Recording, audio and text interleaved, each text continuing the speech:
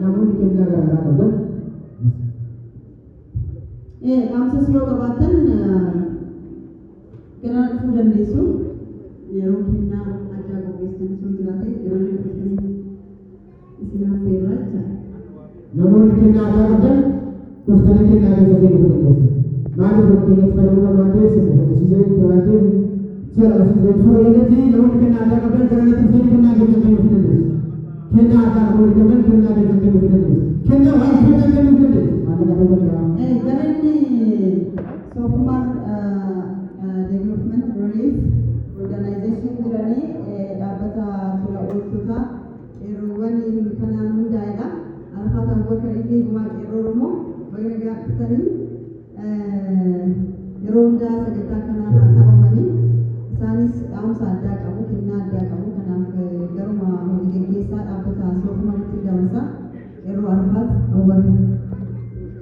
Arfata Abubakar namni beeku salaman social media muhammadiyyaa kana kafalan beekuudha waan jiran isin jiru waan jiran normal alla duratti isi adeega adatti deddeebi'a gabaasa waate ajaan tole ulfaadha galatooma hawaasni nuyi dhufne waan suutee dubbachuun dhufe suutee gammoojjii baalee hanga gammoojjii harargee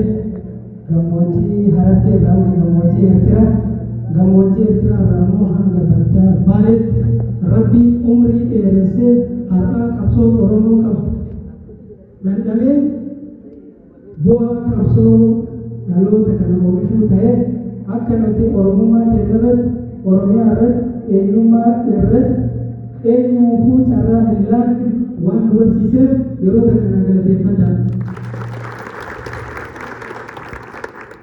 Suuteen nuti beekne malee nadii gammadaatiin garaagarummaan qabu. Suuteen nuti beekne malee Usmaayyoo Musaatiin garaagarummaan qabu. Maqaan dhaloota isaa suutee fi suutee barreeffatu nadii gammadaatu baasee.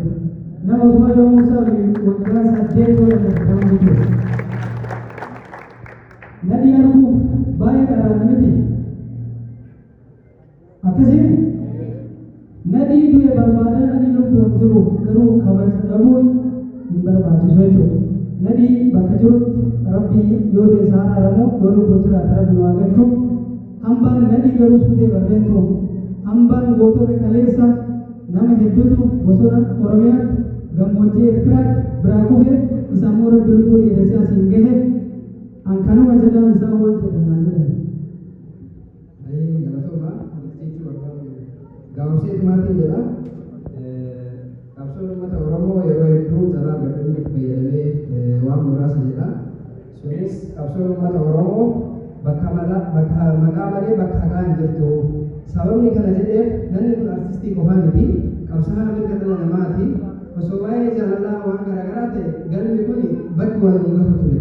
Qabsaa'aa gameessa sabaa nama bara jireenya ofii guutuu saba kanaaf jiraate nama haganaan sagantaa isaa irratti argamu hedduun agarsiisa.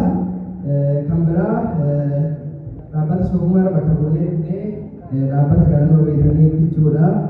Waggaa yeroo hanga dalatee waan humna keenyaa irratti illee tuffatinaati.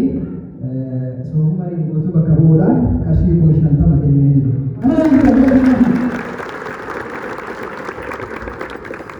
Ammoo bakka hojiitii dhufee bakki immoo icciitiidhaa isin bira turuu hin danda'u nama hojjetanii galatooma bakka kiyya immoo masii bakka uffadheera.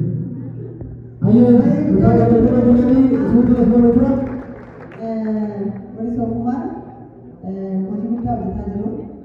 Yeroo kanatti bara dargaggeessi of bira darbee sabaaf yaadu arguu caalaa wanti nama gammachiisu hin jiru.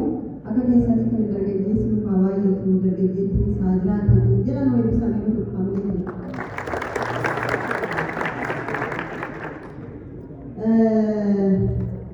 namni biraa kan kennaa dabaluu fudhatan galata sana kennuu dandeessu. Maqaan suutee warri jalqaba baasan Hussein Ibrahim yoo ta'u Hussein Ibrahim ture.